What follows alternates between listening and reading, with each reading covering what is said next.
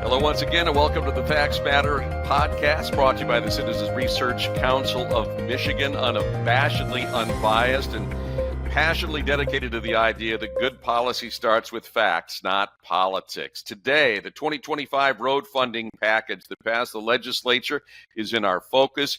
This was really highlighted and trumpeted as a really turning the corner on the bumpy road legacy that has dogged Michigan for decades, promising to pump as much as $2 billion in new money into road construction with a particular focus on counties, villages, cities, and townships.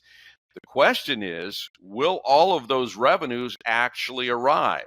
Or will the uncertainty surround them really derail a lot of the projects that need advanced planning? Joining us, of course, is our infrastructure specialist, research associate, Eric Paul Dennis, out of the Citizens Research Council. Eric, this is a very interesting analysis.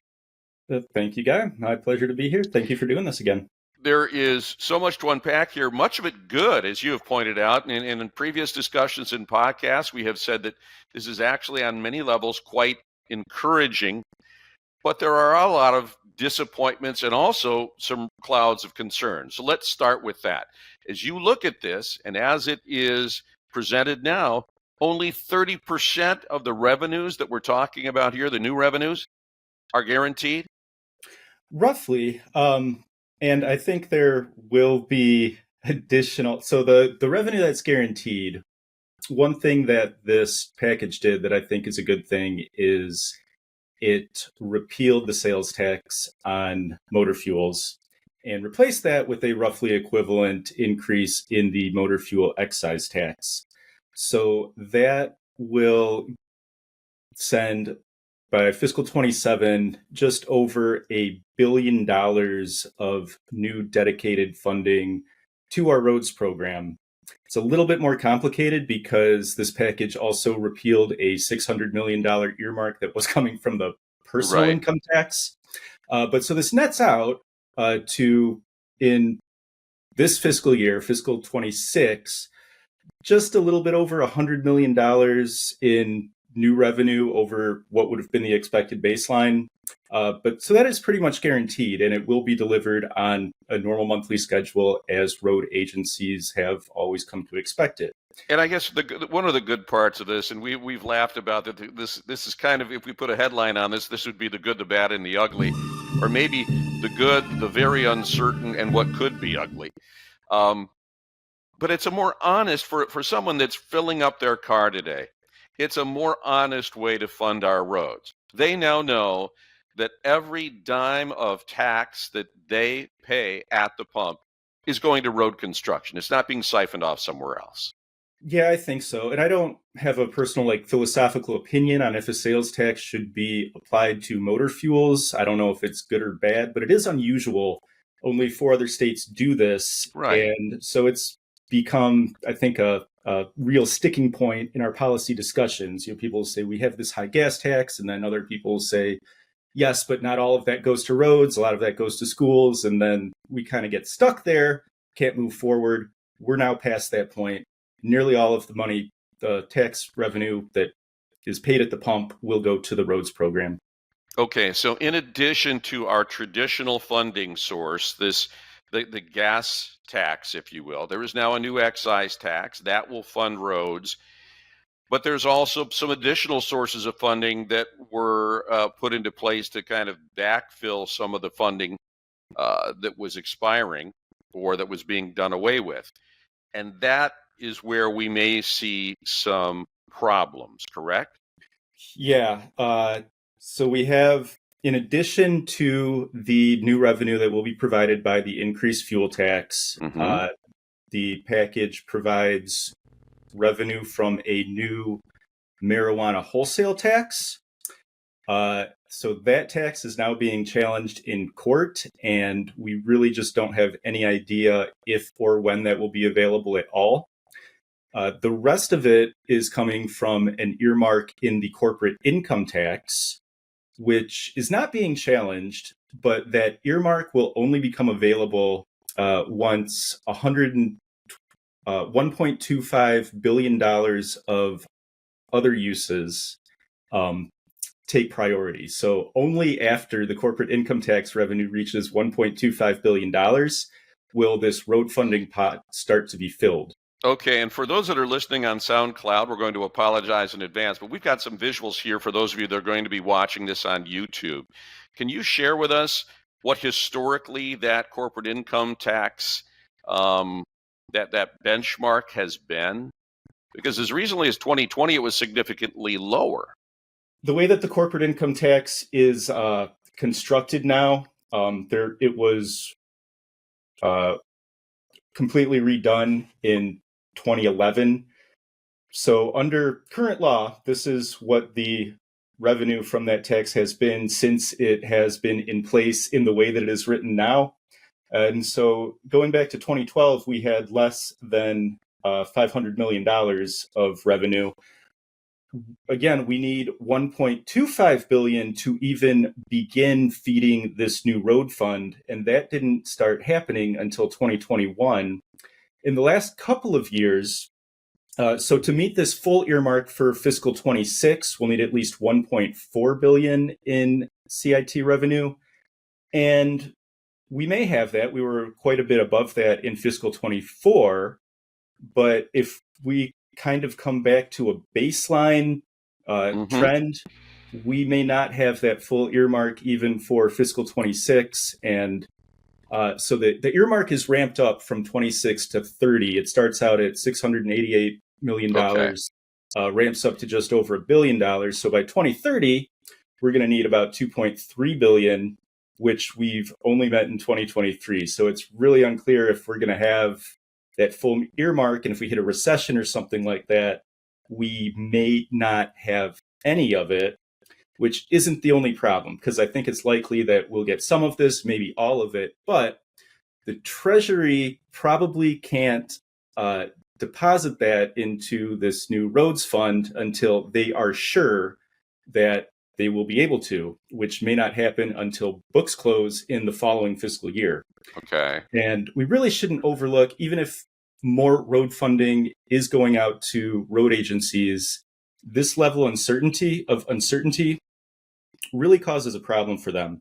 Just yesterday, I received a call from a county road commissioner who saw a story on our new report. He was looking for the full report, and he told me that their county road commission delayed a budgeting meeting for a month while their staff worked through this new roads funding package.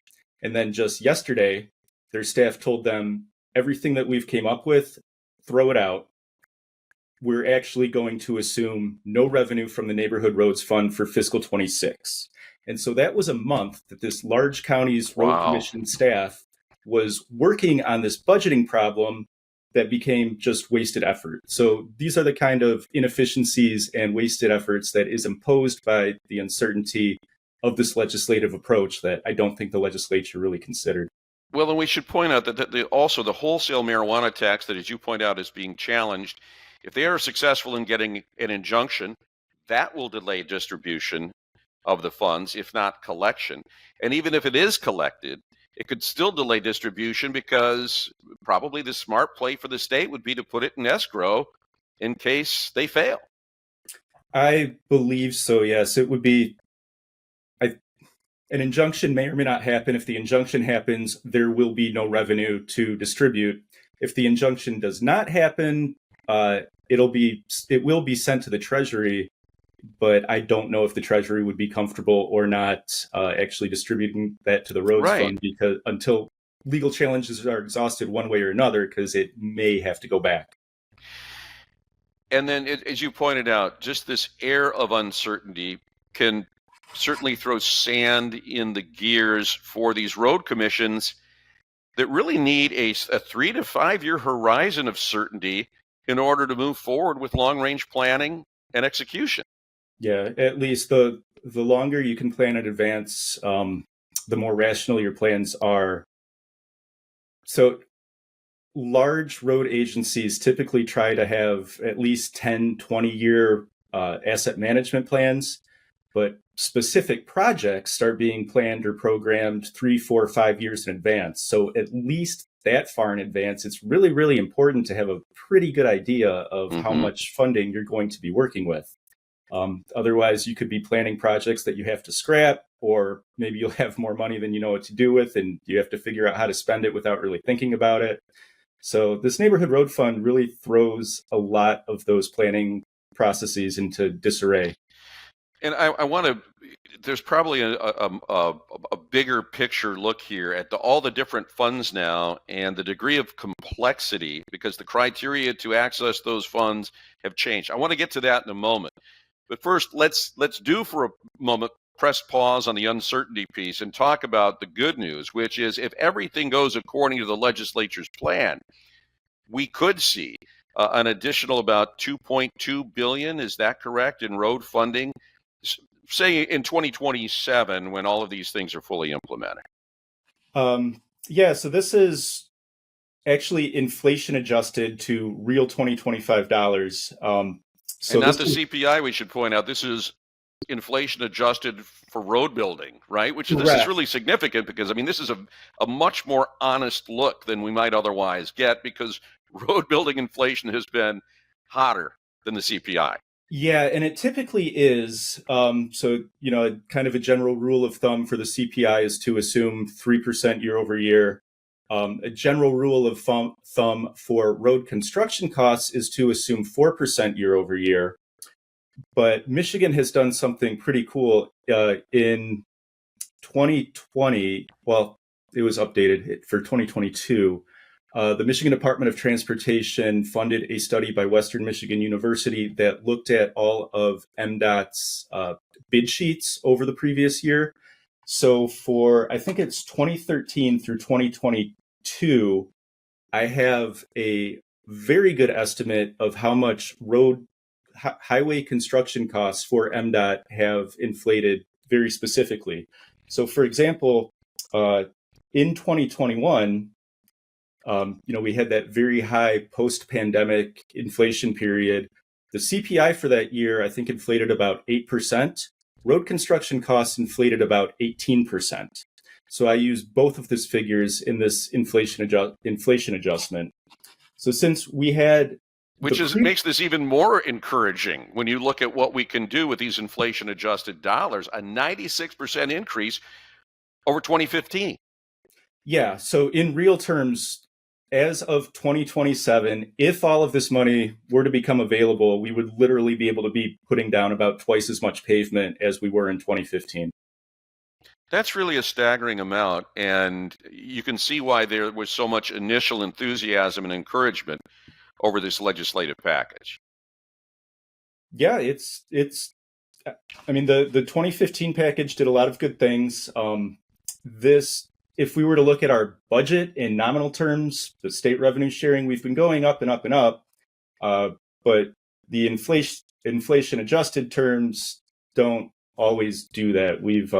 The post-pandemic inflation has been challenging. So we actually seem to have hit a peak in 2021. But even as of 2025, we weren't in a bad place. We were still quite above our low point before the 2015 package. So in this graph, and again, apologies to those of you that are listening, but what it shows is that the amount for MDOT will remain pretty much stable as it's been since 2019, but and the amount to counties will be very similar. But it's the amount to cities and villages, which inflation adjusted goes up. So the way this is distributed, so much more going to cities and villages, Eric, how potent will that be for some of those that have felt left out? It should be very impactful. So the 2025 package really does emphasize local road agencies, including counties and cities and villages. The caveat to that is that emphasis on local road agencies comes through that neighborhood road fund, which is funded by those revenue sources that currently remain very contingent. Another issue, so apologies to people listening to just the audio. We're now looking at a chart that shows the relative change in inflation adjusted revenue from state revenue sharing from 2007. after the 2025 transportation funding package, there are 4 or 5 years where uh, local road agencies hit this bump. This is mostly coming from those grant funding programs, that $205 million per year that will go to local. There's 3 local grant funds that will be administered by MDOT. Mm-hmm. But so this chart kind of gloms all those together with the distribution funds, but so only the local agencies that receive those grants will actually benefit, and they'll obviously benefit much more than this 80% from 2007, while the other local agencies will benefit less. So the legislature has really kind of literally passed the buck to MDOT to determine how to distribute a lot of this funding, and so agencies that receive grants will be getting much more help than agencies that don't. And based on the anecdotal reference that you just gave us from a township official, they're already feeling this uncertainty in their planning for 2026. Yeah, which I think was entirely overlooked. Like I said, this road commissioner relayed to me that they had their staff working on this for a month, and that work was just thrown out yesterday when they realized that they can't depend on any of the neighborhood roads fund revenue for fiscal 26. One of the things, and I want to kind of zoom out here, setting aside that this could be hugely impactful, and we're all happy about that there is some uncertainty with the wholesale marijuana tax and also maybe the corporate income tax. This additional pot of money that's coming in the form of grants, are there some questions about whether that's an efficient way to fund our roads? Yeah, I'm conflicted about that. So I think that, and I'm just intuiting here from what I can read from the legislation and from the conversations that I've witnessed in committee meetings and things like that. But my guess as to why these grants were so overemphasized is that the legislature understands that the way that we are currently distributing money in amongst the local road agencies doesn't even come close to matching objective needs. And so they're basically giving MDOT a bunch of money to distribute and hoping that MDOT will be able to backfill those agencies that are hurting the most. So the legislature doesn't have to think about it. Now MDOT has to think about it. But MDOT's not really working with full information either. There's never been a comprehensive study on who is struggling the most. So it's going to come down a lot to kind of just relationships and the quality of grant applications. I will say that one of these grant programs there is a local bridge funding grant program that has been in place for, I think, a couple of decades now. And it's been getting $10 or $20 million a year from the Michigan Transportation Fund. That will, for the next 5 years, be getting $100 million a year from the Neighborhood Roads Fund, assuming that money becomes available. And that particular grant funding program, I think, might be the most rational piece of our entire roads funding program. It actually goes through this committee process, and there is a way that points are awarded to each grant application that considers the condition of the bridge that is under consideration for reconstruction or repair, the finances of the local agency, and the importance of the bridge to state transportation priorities. And so that piece, I think, actually works pretty good. So I don't really have a problem with more money being sent to that fund, but it would be really great if we could rationalize our entire system rather than depending on this somewhat external process. So applause for the legislature for looking at the funding piece, seeing the historic underinvestment, and trying to remedy that with a pretty novel approach to this.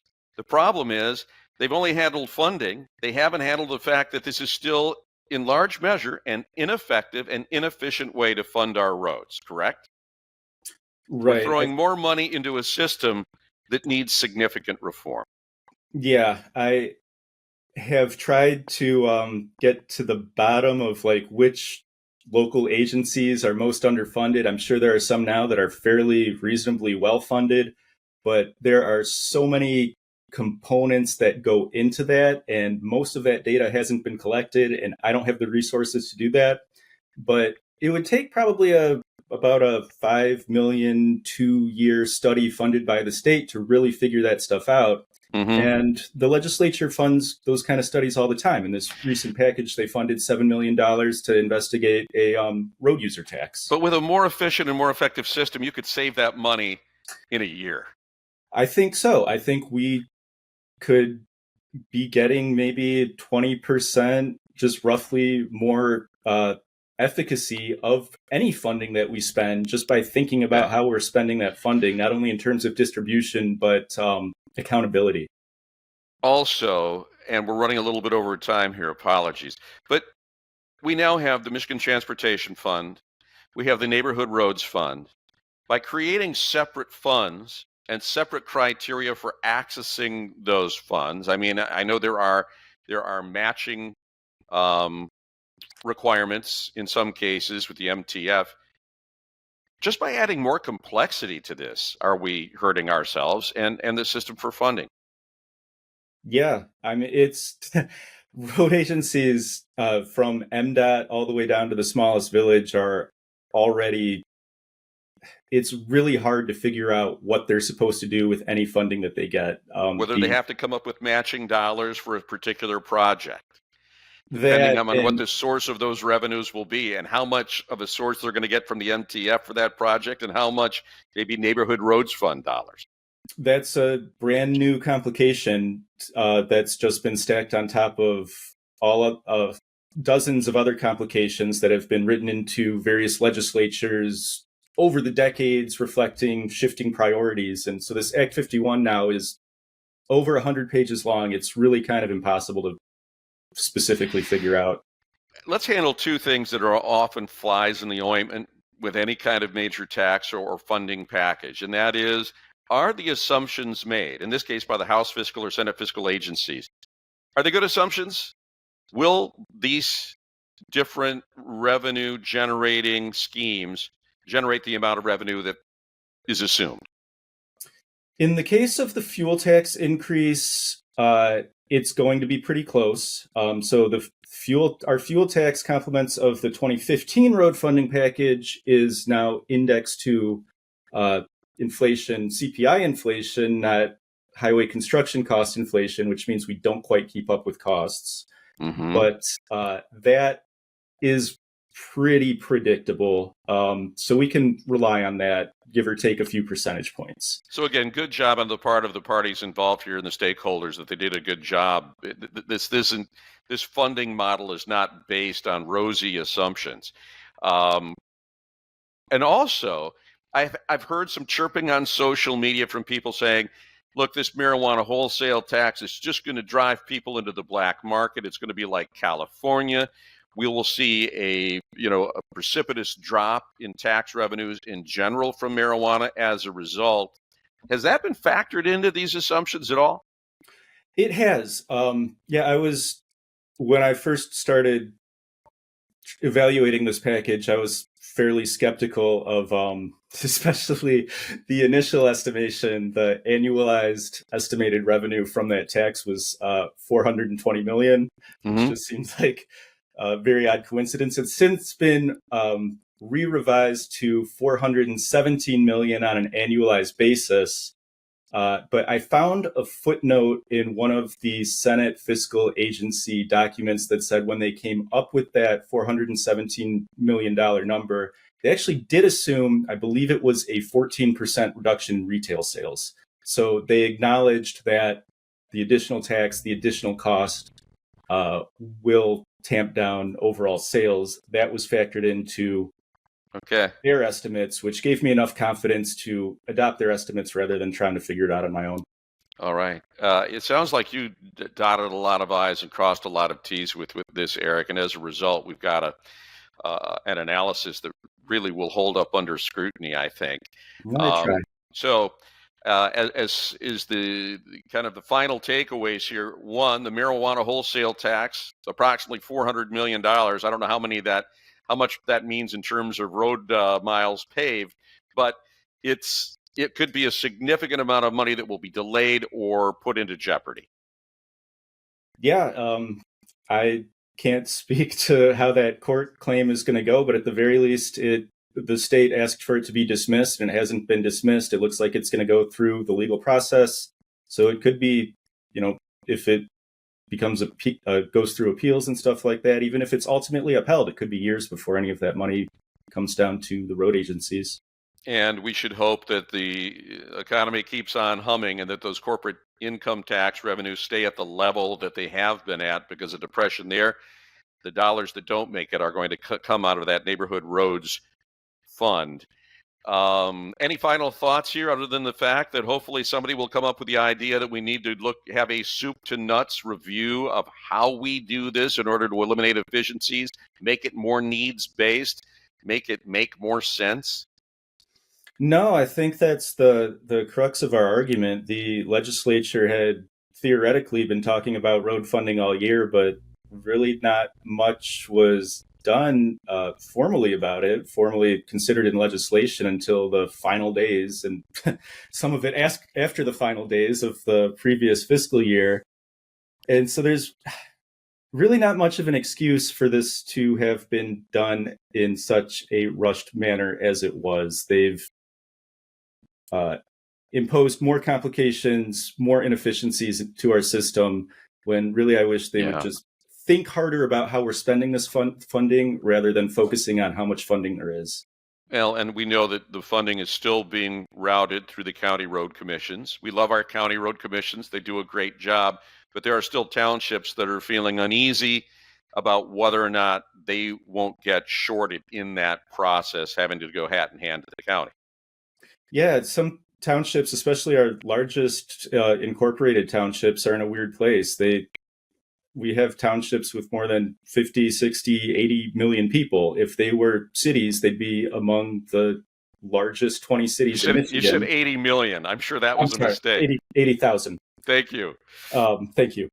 But we have several townships that if they were cities would be, in the top 25 cities in Michigan. And yet they are completely left out of this funding process, whereas on the other hand, we have villages that have 400, 500, 600 people that are getting directly funded.